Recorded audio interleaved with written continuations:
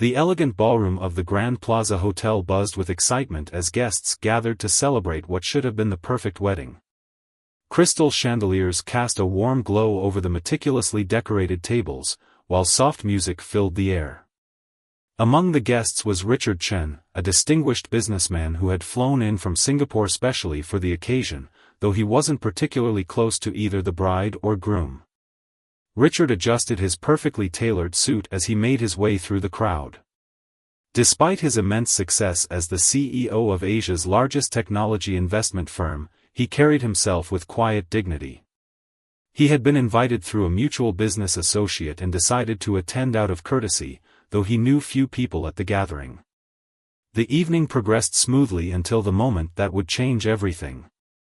The groom, Thomas, a young banking executive who had always been quick to judge and slow to apologize, noticed his new Rolex watch was missing from the gift table. Without any investigation or thought, he immediately began scanning the room with suspicious eyes. That's when he spotted Richard, standing alone near the gift table, checking some emails on his phone. Something about Richard's presence there triggered Thomas's worst instincts. Perhaps it was the fact that Richard was one of the few guests of color at the predominantly white gathering, or maybe it was simply that Thomas didn't recognize him among the familiar faces. What happened next would haunt Thomas for years to come. In front of dozens of shocked guests, he stormed across the ballroom, his face flushed with angry accusations. "Hey you!" Thomas shouted, causing heads to turn and conversations to halt abruptly. "What did you do with my watch?" Richard looked up from his phone, momentarily confused by the confrontation. The room fell silent as other guests watched the scene unfold, many of them cringing at Thomas's behavior. The bride, Jessica, stood frozen in horror, her white gown seemingly weighing her down as she watched her new husband make the biggest mistake of their wedding day. "I beg your pardon?" Richard replied calmly, his voice carrying a hint of his British education. The contrast between his composure and Thomas's aggressive stance was striking. Several guests nearby began to whisper, some pulling out their phones to record what was happening. Thomas, too caught up in his unfounded suspicions to notice the warning signs, pressed on. "Don't play dumb. You were hanging around the gift table, and now my watch is gone. Empty your pockets." His voice echoed through the ballroom, causing several elderly guests to gasp in shock. The bride's father, a respected local judge, stepped forward to intervene, but before he could reach them, Richard raised his hand gently to stop him. A subtle smile crossed his face as he reached into his suit jacket, not for a stolen watch, but for his business card. "My name is Richard Chen," he said, his voice clear and measured. "I'm the CEO of Asia Pacific Technologies and Investment Group. My company manages over $50 billion in assets, and I flew 6 hours to attend this wedding as a courtesy to our mutual friend, Mr. Williams." He handed his card to Thomas, whose face had begun to drain of color.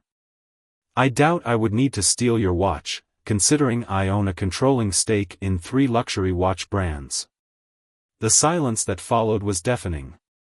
Thomas stood there, the business card trembling in his hands as he realized the magnitude of his error.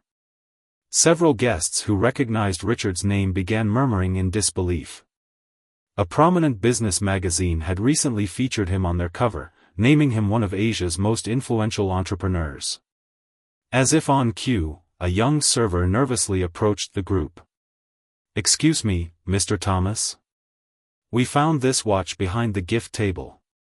It seems it fell when we were rearranging the presents." She held out the missing Rolex, which had simply slipped behind the table during the evening's festivities. The revelation sent ripples of embarrassment through the gathering. Jessica covered her face with her hands, unable to watch as her wedding day transformed into a mortifying spectacle. Her father, the judge, looked as though he had aged 10 years in the past few minutes, understanding the potential repercussions of such a baseless accusation. Richard, however, maintained his dignified composure. He turned to address the other guests, many of whom were still recording the incident. "I believe," he said with graceful authority, this would be an excellent moment for all of us to reflect on the dangers of making hasty judgments based on appearances.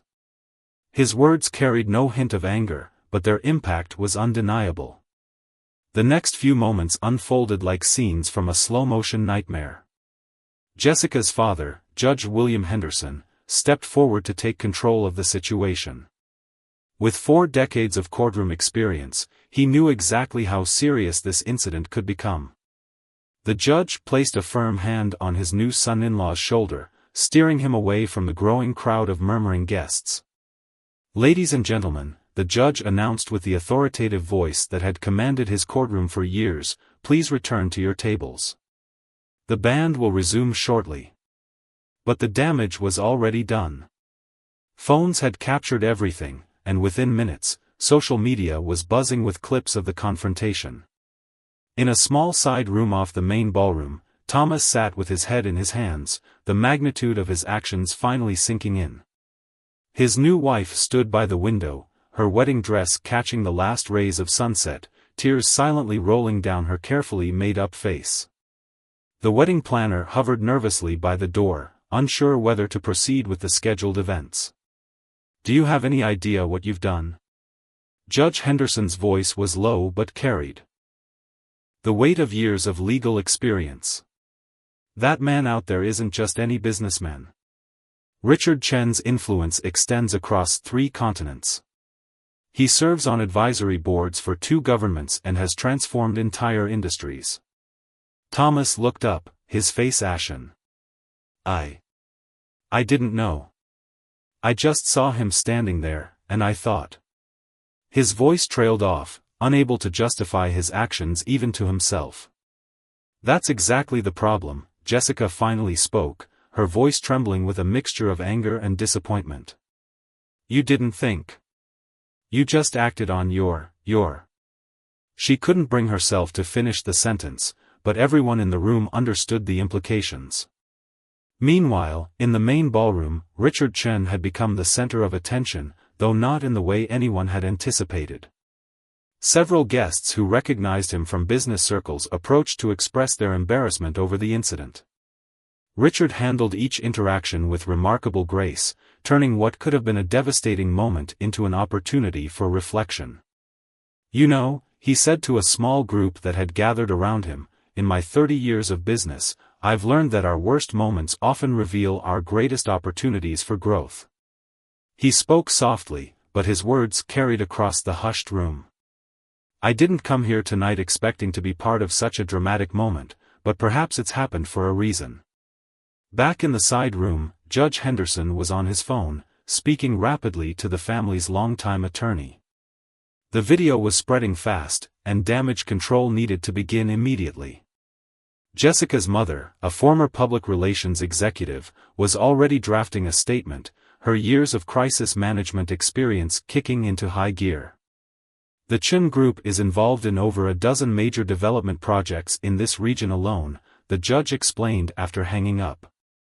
"Their new tech hub was considering our city as a potential location. Do you understand the ripple effects this could have?" Thomas's best man, who had been silent until now, spoke up. "Maybe we could explain it was just a misunderstanding. The watch was found, after all. People make mistakes at weddings all the time, right?" Jessica let out a bitter laugh. "A misunderstanding? Is that what we're calling it now? My wedding day has turned into a viral example of everything that's wrong with society, and you want to call it a misunderstanding?" The wedding planner finally gathered the courage to interrupt. "I'm sorry, but we need to decide about the reception. The guests are waiting, and the catering staff needs direction." This practical concern brought the reality of their situation into sharp focus. They had a room full of guests, thousands of dollars worth of food and entertainment, and a celebration that was supposed to last several more hours. The personal drama had overshadowed the fact that this was still, technically, a wedding reception. Outside, Richard Chen was preparing to leave. Despite numerous requests for him to stay, he understood that his presence would only complicate an already tense situation. As he waited for his driver, he noticed a young server, the same one who had found the watch, looking at him with a mixture of admiration and curiosity. "Sir," she said, gathering her courage, "I just wanted to say, the way you handled that situation was incredible. I've been working events here for 3 years, and I've never seen anyone respond to disrespect with such dignity." Richard smiled warmly. "What's your name?" "April, sir." "Well, April, sometimes the best response to negativity is to show people a better way." He reached for another business card. "If you're ever looking for an opportunity in the corporate world, send me your resume. The world needs more people who pay attention and speak up when they see something wrong." As his luxury car pulled away from the hotel, Richard's phone buzzed with messages from his team in Singapore. The video had already reached their offices, and his PR department was preparing statements. But Richard sent back a simple response: "No statements needed. Let the moment speak for itself." Inside the hotel, Thomas and Jessica faced the impossible task of salvaging what remained of their wedding day. The judge had convinced them that canceling the reception would only add another layer of drama to an already overwhelming situation. As they prepared to return to their guests, Jessica turned to her new husband with tears in her eyes. "I don't even know who you are right now," she whispered. "The man I agreed to marry would never." She stopped, took a deep breath, and straightened her dress. "We'll get through tonight for the sake of our families. But tomorrow, we need to have a very serious conversation about our future." By sunrise the next morning, the wedding incident had exploded across social media platforms. The video, captured from multiple angles by guests, had been viewed millions of times.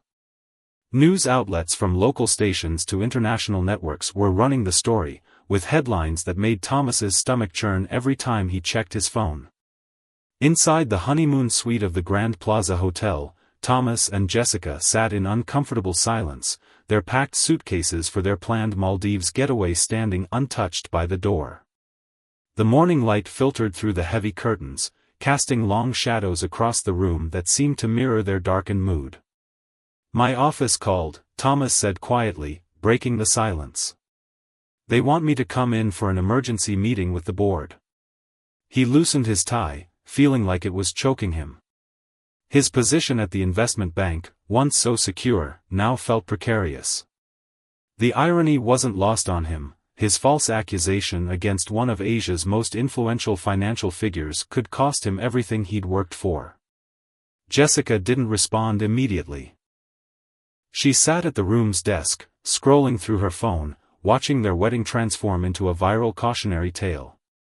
Her social media accounts were flooded with messages, some expressing sympathy, others filled with harsh judgment.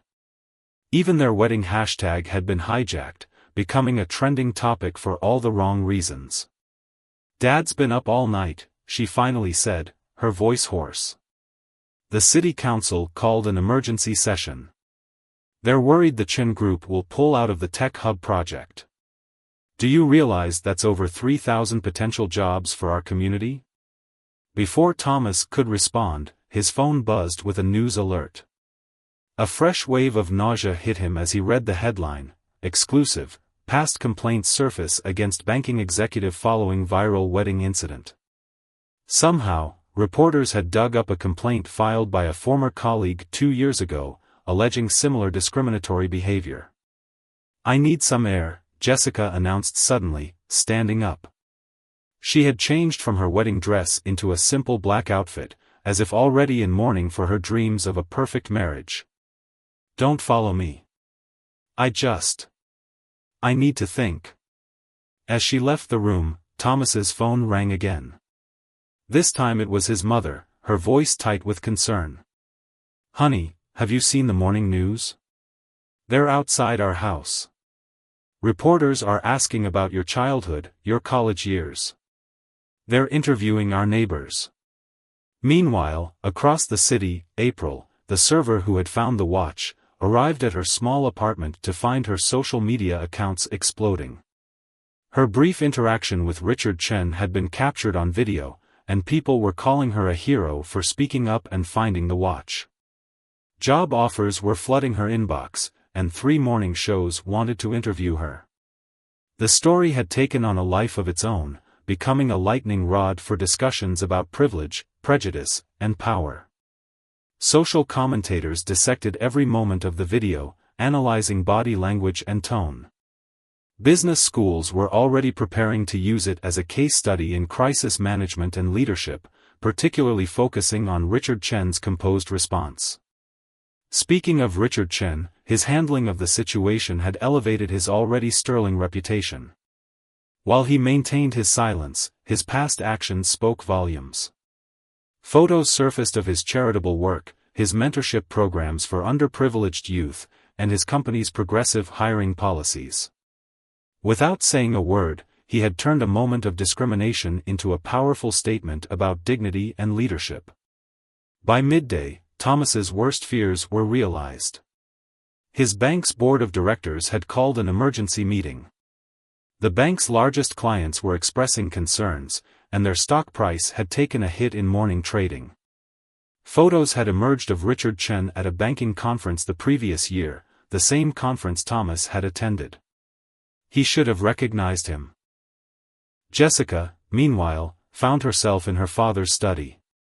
Judge Henderson was on a conference call with city officials, trying to salvage the tech hub deal. The project would have transformed their mid-sized city into a major technology center. Now, competing cities were already reaching out to the Chen Group, eager to capitalize on the situation.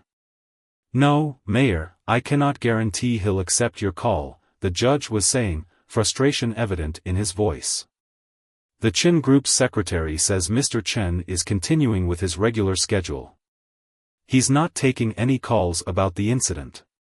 After hanging up, he turned to his daughter. "Did you know that Richard Chen personally funded education programs in 3 cities where his company operates? Built affordable housing? Established tech training centers for underprivileged communities?" Jessica shook her head, feeling the weight of what they had lost, not just a business opportunity for their city, but a chance to be associated with someone who could have been a powerful force for positive change in their community. Back at the hotel, Thomas received an email that made his blood run cold. It was from the bank's HR department, scheduling a disciplinary hearing. Attached were screenshots from social media, showing him at various events over the years. In several photos, his pattern of behavior was evident, subtle expressions of bias that he had never noticed about himself, but were now being dissected by thousands of online commentators. His phone buzzed again. This time it was a childhood friend, sending him a link to a post going viral. Someone had dug up their old high school yearbook, finding troubling quotes and incidents that painted a picture of ingrained prejudice. Thomas felt sick as he realized that last night's incident wasn't just a terrible mistake, it was the culmination of attitudes he had carried his entire life without examining them. As the day wore on, the story continued to evolve. Workplace diversity experts were being interviewed on news channels. HR departments across the country were scheduling sensitivity training sessions. Social media was filled with people sharing their own stories of similar experiences, creating a movement that went far beyond one ruined wedding. In her father's study, Jessica watched all of this unfold with a growing sense of clarity. She twisted her new wedding ring, remembering how just yesterday, she had thought it symbolized a perfect beginning. Now she understood it represented a choice, not just about her marriage, but about who she wanted to be as a person. "Dad," she said finally, "I need a lawyer. A good one. Not for Thomas, for me." 3 days after the wedding, Thomas sat in the Stark conference room of Stanley and Wright Investment Bank, facing the board of directors. The room's floor-to-ceiling windows offered a stunning view of the city skyline, but all he could focus on was his reflection in the polished mahogany table, a man he barely recognized anymore. "Mr. Patterson," the board chairman began, his voice grave, "in the past 72 hours, our institution has lost 3 major international clients. Our reputation in the Asian markets, which we spent decades building, has been severely compromised." He shuffled through a stack of papers. We've received over 200 complaints from existing clients, and our stock has dropped 12%.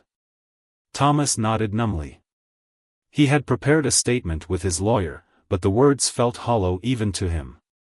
Before he could speak, the boardroom door opened, and a familiar face appeared, Mrs. Chen, Richard's wife, who served on the boards of several major financial institutions. The room fell silent as she took a seat. "I believe," she said, her Oxford-educated accent crisp and clear, "that my husband's position on this matter should be considered before any decisions are made."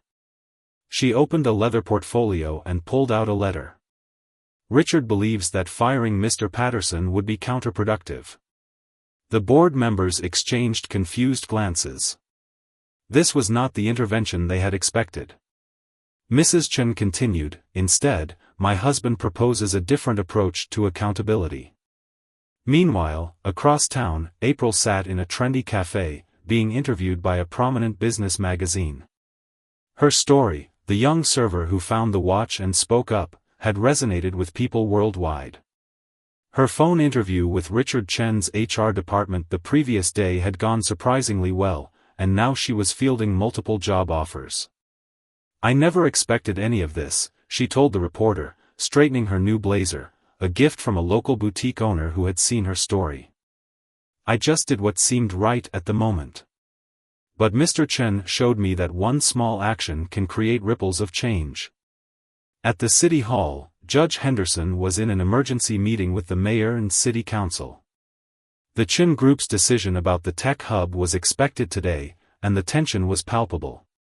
The judge's phone buzzed with a message from Jessica. She had moved out of the couple's apartment and was staying with a college friend, her wedding ring left on the kitchen counter. Back in the bank's boardroom, Mrs. Chen was outlining her husband's proposal. Rather than termination, Richard suggests that Mr. Patterson be reassigned to our new division of corporate responsibility and inclusion. He will spend the next year working directly with community organizations, particularly those serving minority entrepreneurs. Thomas looked up, surprised. This wasn't the punishment he had expected. Mrs. Chen met his gaze steadily. "My husband believes that transformation is more valuable than punishment. However," she added, her voice taking on a steely edge, "this opportunity comes with conditions." In another part of the city, Jessica sat in her lawyer's office, discussing the annulment proceedings. The media frenzy had made it impossible to pretend things could go back to normal. As she described the events leading up to the wedding, patterns emerged that she had previously ignored, small comments, subtle behaviors, warnings she had dismissed. "It's not just about what happened at the wedding," she explained to her lawyer. "It's about what that moment revealed. I can't build a life with someone whose values are so fundamentally different from mine." As the day progressed, Richard Chen's influence continued to shape events in unexpected ways. His company released a brief statement announcing a new initiative, a $50 million fund for promoting diversity in the financial sector, with a focus on mentoring young professionals from underrepresented backgrounds. The first recipient of the fund's support would be the city's proposed tech hub, under certain conditions. April, leaving her magazine interview, received another surprising call. The Chen Group wanted her to help coordinate their new community outreach programs. "Your actions demonstrated exactly the kind of integrity and courage we value," the HR director explained. "We believe you can help us build bridges." In the boardroom, Thomas listened as Mrs. Chen outlined the conditions of his continued employment. He would take a significant pay cut, with the difference going to fund diversity initiatives. He would undergo extensive training and therapy to address his biases. Most importantly, he would work directly with the communities he had harmed, learning from them and contributing to their success. "This isn't charity," Mrs. Chen emphasized. "This is an investment in transformation. My husband believes that people can change when given the right motivation and opportunity. Whether you prove him right or wrong is entirely up to you." As Thomas left the bank that evening, he passed the security desk where an elderly black guard had worked for 20 years. Thomas had never learned his name, despite seeing him every day. Today, for the first time, he stopped to read the name tag, Mr. Washington. The guard met his eyes with a knowing look, and Thomas felt another wave of shame as he realized how many people he had looked past throughout his life. At City Hall, the council received the Chin Group's decision about the tech hub. The project would proceed, but with a revised focus on creating opportunities for local residents, particularly from underserved communities. April would serve on the advisory board, bringing her unique perspective to the project. Jessica, returning to her friend's apartment, found a delivery waiting, a letter from Mrs. Chen. Inside was an invitation to join the Chin Group's new Women's Leadership Initiative, along with a note, "Sometimes the hardest choices lead us to our true path. Your strength in this situation has not gone unnoticed." As night fell over the city, the various players in this unfolding drama found themselves in very different places from where they had been just days before. Thomas faced a year of humbling work and self-reflection. Jessica was embarking on an unexpected new chapter of her life. April was preparing for a career she had never imagined possible. And the Chin family had transformed a moment of prejudice into an opportunity for lasting change. The media coverage was already shifting, focusing less on the viral video and more on the unexpected developments that followed. Richard Chen's approach to the situation was being hailed as a masterclass in transformative justice and leadership. As one commentator noted, in choosing education over punishment, understanding over vengeance, he's shown us a better way to address the deep-rooted issues in our society. 1 month after the wedding incident, Thomas stood before a room full of small business owners at a community center in the city's east side. His designer suit had been replaced by business casual attire, and his usual confidence had given way to a more humble demeanor. This was his first presentation as part of his new role, and the tension in the room was palpable. "I'm not here to tell you what you need," he began, his voice slightly shaky. "I'm here to listen and learn from you." The audience, mostly minority business owners who had struggled to secure traditional bank loans, watched him with skeptical eyes. They had all seen the viral video, and many had experienced similar treatment in their own lives. In the back of the room sat Mr. Washington, the bank security guard, now serving as a community liaison. His presence was part of the Chin Group's conditions, ensuring that Thomas's transformation wasn't just for show. Every week, they had lunch together, and Mr. Washington shared stories of his 30 years watching the changing face of discrimination in the financial industry. Across town, April sat in her new office at the Chin Group's temporary headquarters. Her desk faced a wall of windows overlooking the future site of the tech hub. Construction crews were already preparing the ground, and she had just finished a video call with the project architects about incorporating community feedback into the design. "The community center needs to be at the front," she had insisted during the meeting, thinking of her own mother who had struggled to find affordable computer classes. "We want people to feel welcome, not intimidated." The architects had listened, one of many surprises in her new role. Her ideas, drawn from real-life experiences, were valued and implemented. Meanwhile, Jessica had thrown herself into her work with the Chin Group's Women's Leadership Initiative. Today, she was reviewing applications for their first round of entrepreneurship grants. Each story she read resonated with her own journey of finding strength in difficult circumstances. Her wedding ring remained in a drawer at her friend's apartment, a reminder of the life she had almost settled for. "You see something interesting in these applications?" asked Mrs. Chen, who had quietly entered the room. Jessica looked up, startled but pleased. Over the past month, Mrs. Chen had become an unexpected mentor, helping her navigate both her professional and personal transformation. "Yes," Jessica replied, gesturing to her computer screen. "All these women have faced moments where they had to choose between what was comfortable and what was right. Reading their stories, it helps me feel less alone in my decision." Mrs. Chen nodded thoughtfully. "You know, when Richard and I first started dating, his family's company was much smaller. We faced so many closed doors, subtle insults, people who wouldn't look us in the eye. But we learned to transform that pain into purpose. Across the city, Thomas was finishing his presentation. The questions from the audience were tough, forcing him to confront his privileges and biases. A young woman who owned a tech startup challenged him directly about his past lending decisions.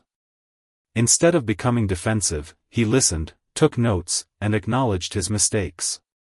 Last month, he shared, his voice growing steadier, "I thought losing my original job was the worst thing that could happen to me. Now I realize it might have been the best. I'm learning things about myself and our community that I should have known years ago." After the presentation, Mr. Washington approached him. "You're getting better," he said simply. "But remember, this isn't about you feeling better about yourself. It's about creating real change." That evening, April led a community feedback session about the Tech Hub project. The meeting room was packed with local residents, many of whom she knew from her serving days. She moved through the crowd with newfound confidence, ensuring every voice was heard. The Chin Group's architects and developers sat quietly, taking notes as community members shared their hopes and concerns. "We're not just building offices," April explained, pointing to the plans displayed on the wall. "We're building a future where everyone has a seat at the table." She caught sight of her mother in the audience, beaming with pride, and felt a wave of emotion. Just months ago, she had been worried about making rent. Now she was helping shape the future of her community. Later that night, Richard Chen received the daily reports from his various teams. He read about Thomas's presentation, April's community meeting, and Jessica's work with the entrepreneurship program. His wife joined him in his study, carrying 2 cups of tea. "Our little wedding incident is having quite the ripple effect," she observed, settling into her favorite chair. "The other board members are talking about implementing similar programs at their companies." Richard smiled. "Sometimes the worst moments can catalyze the best changes. Have you seen the latest statistics from the bank's new community lending program? The numbers were impressive. Under Thomas's chastened leadership and with proper support, the program had already approved more loans to minority-owned businesses in 1 month than in the entire previous year. Each loan represented a dream being given a chance, a barrier being broken down." Jessica, working late at her desk, received an unexpected email. It was from Thomas, the first contact since she had left. The subject line read simply, "Thank you." Inside, he had written about his journey of the past month, the people he had met, the stories he had heard, and the man he was trying to become. She read it twice but didn't reply. Some bridges, once broken, needed to be completely rebuilt before they could be crossed again. Instead, she turned back to her work, reviewing another application from a woman who dreamed of starting her own business. Mr. Washington, closing up the community center after Thomas's presentation, paused to look at the photos on the wall, decades of community leaders who had fought for change. Tomorrow, he would file his daily report to the Chin Group, documenting not just Thomas's words but his actions, his body language, the way he handled difficult questions. It was a responsibility he took seriously. April's last task of the day was to update the Tech Hub's community engagement website. As she added notes from the evening's meeting, she smiled at how far things had come. The viral video that had started it all was old news now, replaced by stories of real change and progress. As the city settled into night, the lights of the future Tech Hub site glowed softly. Construction would begin in earnest next week, built on foundations both physical and social. The wedding incident had become more than a viral moment or a cautionary tale. It had become a catalyst for transformation, proving that sometimes the worst moments can bring out the best in a community. 3 months after the incident, the city buzzed with excitement as preparations for the Tech Hub's groundbreaking ceremony neared completion.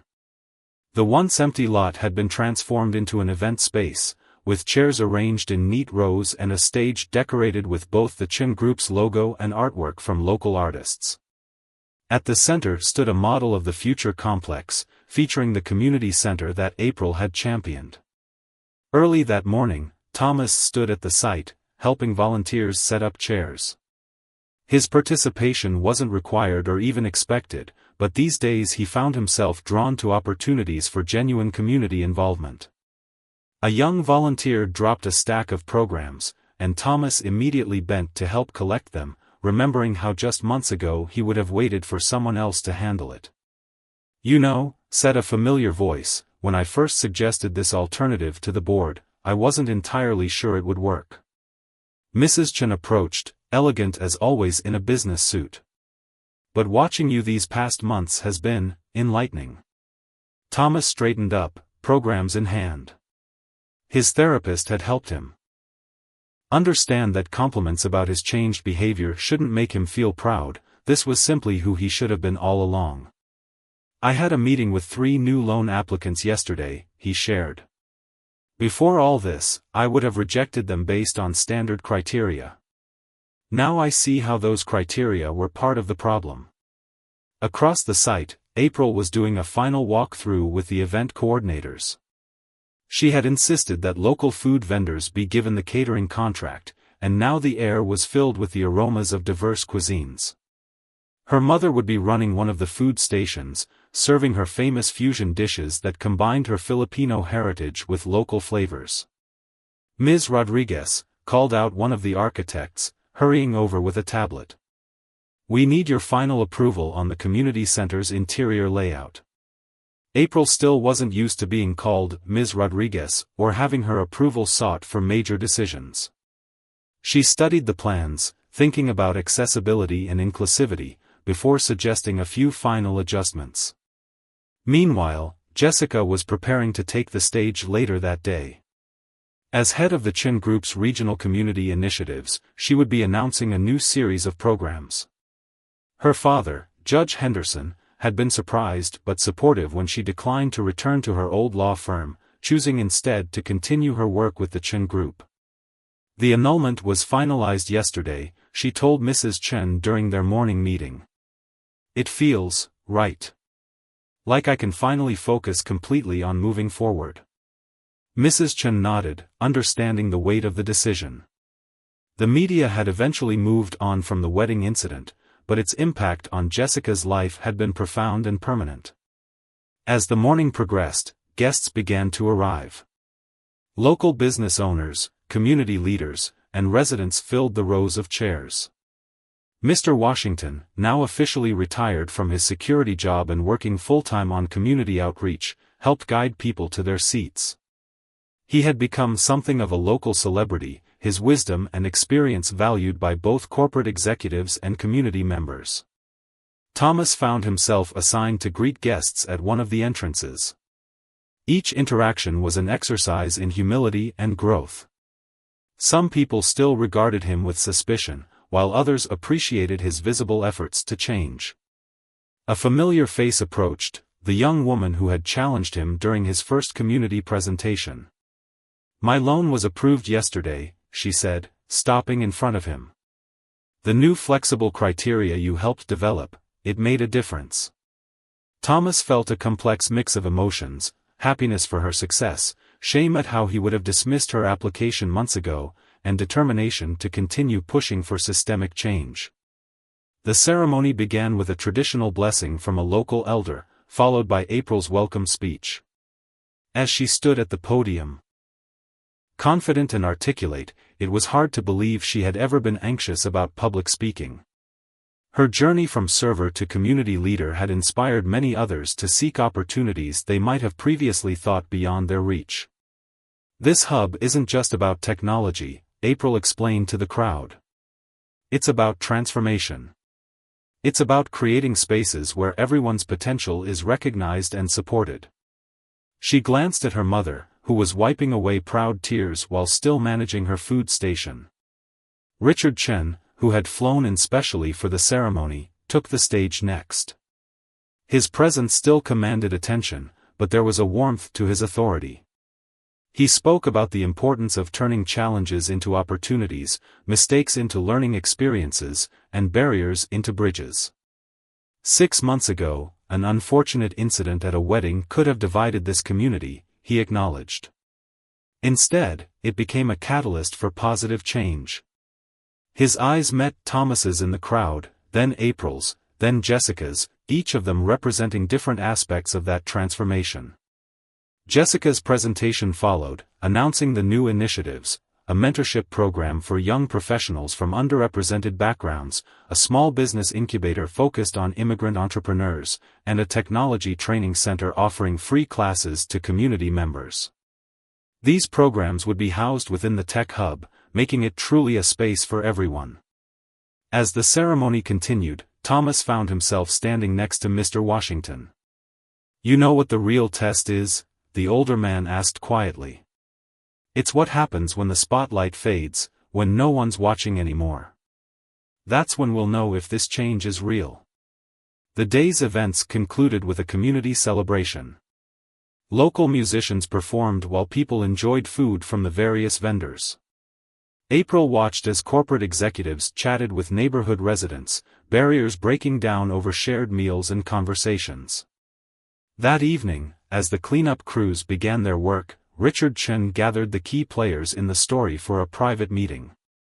Thomas, April, Jessica, Mr. Washington, and several community leaders sat together in a temporary office on the site. "Today marks not an ending, but a beginning," Richard said. "The real work continues tomorrow, and the day after, and the day after that. The question is, are you ready for that commitment?" Looking around the room, at faces that would have never been together 6 months ago, the answer was clear. The wedding incident had been a moment of crisis, but its aftermath had created something unexpected, a genuine movement for change, led by people who had been transformed by their experiences. As they left the meeting, the setting sun cast long shadows across the construction site. Tomorrow, actual building would begin, not just of a tech hub, but of new opportunities, new relationships, and new understanding. The viral video that had started it all was now just a footnote in a much larger story of transformation and growth. 6 months into the tech hub's construction, the landscape of the city had begun to change in more ways than one. The physical structure was rising steadily, its modern glass facade designed to be welcoming rather than imposing. But the real transformation was happening in the lives touched by the project's ripple effects. On a crisp morning, Thomas stood in front of a state banking commission, presenting the results of the new community lending program. The numbers spoke for themselves. Default rates were actually lower than traditional loans, while small business growth in underserved areas had increased by 40%. What had begun as his punishment had evolved into a model other banks were eager to study. The key was changing how we measure risk, Thomas explained to the commissioners. Traditional metrics were based on biased assumptions. By working directly with community members, we developed new criteria that better reflect real business potential. He noticed several bankers in the audience taking notes, and felt a quiet satisfaction, not in himself, but in the change he was helping to create. Meanwhile, April had become something of a national figure. Business magazines were calling her the face of community-driven development, and she had been invited to speak at conferences across the country. Today, she was leading a workshop for corporate executives about authentic community engagement. "It's not about checking boxes or meeting quotas," she told the room full of suits. "It's about genuine relationships and trust." She shared stories from the Tech Hub project, how local artists were incorporated into the design process, how community feedback had shaped every aspect of the development, how traditional corporate hierarchies had been challenged and changed. Back at the construction site, Jessica was conducting a tour for a group of international business leaders. The Tech Hub had attracted attention from developers worldwide, curious about its unique approach to community integration. As they walked through the partially completed community center, Jessica pointed out features that reflected local input. This space was redesigned 3 times based on community feedback, she explained, indicating a large multi-purpose room. What looks like simple architecture actually represents hundreds of conversations, compromises, and collaborations. She caught her reflection in a window and barely recognized the person she had become, stronger, more purposeful, no longer defined by her almost marriage but by her own achievements. Mr. Washington, now heading the hub's Community Advisory Board, sat in on weekly project meetings where corporate executives and local residents had equal input. Today's discussion was about the training programs that would launch when the facility opened. A heated debate had broken out about scheduling. "Remember," he interjected, his voice carrying the weight of experience, "we're not just building a building. We're building bridges between worlds that have been separated for too long." The room fell silent, absorbing his words. Even the most senior executives had learned to listen when Mr. Washington spoke. In his Singapore office, Richard Chen was reviewing the quarterly reports from the project. The numbers were impressive, but what caught his attention were the personal stories: the small business owner who had secured her first major contract through the new network, the teenager who had discovered a passion for coding through the preliminary training programs, the corporate executive who had completely revised his hiring practices after participating in the community engagement sessions. His wife entered the office, returning from her latest trip to the city. "The transformation is remarkable," she said, settling into a chair. "But do you know what's most impressive? The ripple effects. Other companies in the region are changing their practices. Other communities are demanding similar engagement. It's becoming a movement." That evening, Thomas attended a community dinner organized by local business owners. He sat at a table with people who, 6 months ago, would have been denied loans under his old criteria. Now they were successful entrepreneurs, creating jobs and opportunities in their neighborhoods. As he listened to their stories, he felt neither pride nor shame, just a deep understanding of how much work still lay ahead. April's mother had catered the dinner, her business having grown from a small food stall to a successful enterprise serving corporate events across the city. As she moved among the tables, sharing her signature dishes, April watched with pride. This was what real change looked like, not just in grand buildings or programs, but in the everyday success stories of community members. Jessica, who had also attended the dinner, found herself sharing a table with several young women who had received grants through the Chen Group's leadership initiative. They talked about their businesses, their challenges, and their dreams.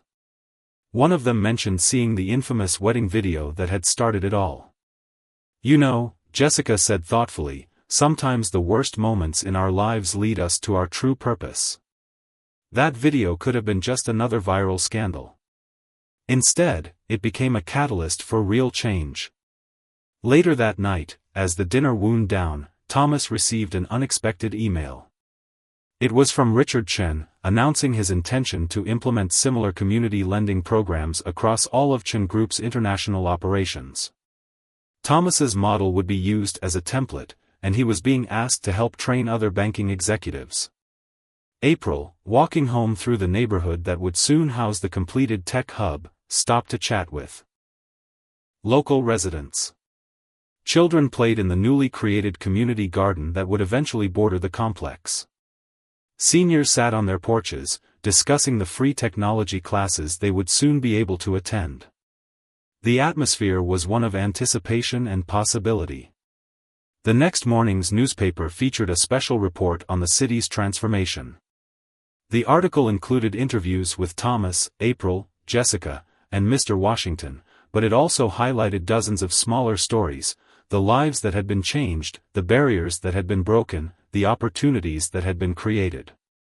Mr. Washington, reading the article over his morning coffee, smiled at a quote from one of his fellow advisory board members: "What happened at that wedding was ugly, but what grew from it was beautiful. It showed us that change is possible when we have the courage to face our mistakes and the wisdom to learn from them." The construction site hummed with activity as another day began. The physical structure was impressive, but the real monument was invisible: the changed attitudes, the new relationships, the broken barriers, the healed wounds. What had started as a moment of public shame had evolved into a testament to the possibility of genuine transformation. As the morning sun reflected off the building's growing facade, it cast light into corners of the city that had long been in shadow. The wedding incident had become more than a viral video, more than a cautionary tale, more than a story of personal redemption. It had become proof that sometimes, from the darkest moments, the brightest futures can emerge. 1 year to the day after the wedding incident, the completed tech hub stood gleaming in the morning sun. Its glass walls reflected the surrounding neighborhood, a perfect symbol of how the building had been designed to mirror and serve its community. Inside, final preparations were underway for the grand opening ceremony, but first, a private gathering was taking place in the community center's main hall. Richard Chen had arranged for everyone involved in the original incident to meet, along with those who had become key players in the year that followed. The room hummed with quiet conversation as people arrived: Thomas, looking more comfortable in his own skin; April, now a confident executive; Jessica, who had found her true calling in community development; and Mr. Washington, whose wisdom had helped guide the entire process. 1 year ago, Richard began, his voice drawing everyone's attention. A terrible moment at a wedding could have simply remained a viral video, a cautionary tale, or a career-ending incident. Instead, it became something none of us could have predicted, a catalyst for genuine change.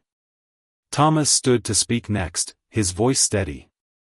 "I've spent this year learning what I should have known all along. Every loan we've approved, every business we've helped start, every barrier we've helped break down, they're not achievements to be proud of. They're simply corrections to a system that was wrong from the start." The numbers backed up his words. The community lending program had approved over 200 loans to minority-owned businesses, with a success rate that had shocked traditional banking experts. Other banks had begun adopting similar models, creating a ripple effect across the financial industry. April shared her perspective next. "A year ago, I was serving drinks at weddings. Today, I'm helping shape corporate policies that affect thousands of lives." She glanced at her mother, who now ran a successful catering business serving corporate clients across the city.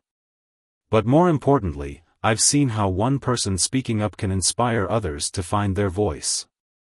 Her words resonated through the room. The Tech Hub's community programs had already trained hundreds of local residents in technology skills, and dozens of them had secured jobs with major companies.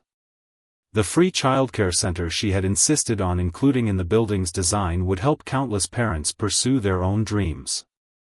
Jessica spoke about her journey, her voice strong and clear. "Sometimes we have to lose what we thought we wanted to find what we really need." She had recently launched a nonprofit focused on helping women escape toxic relationships and build independent lives.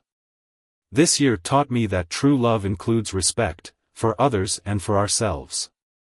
Mr. Washington, who had become a beloved figure in both corporate and community circles, shared his observations. "I've spent decades watching people talk about change. But this past year, I finally got to watch them make change." His community advisory board had become a model for other development projects across the country. As the morning progressed, they toured the completed facility together. The community center occupied the ground floor, its doors opening directly onto the street, a design feature April had insisted upon to make it welcoming.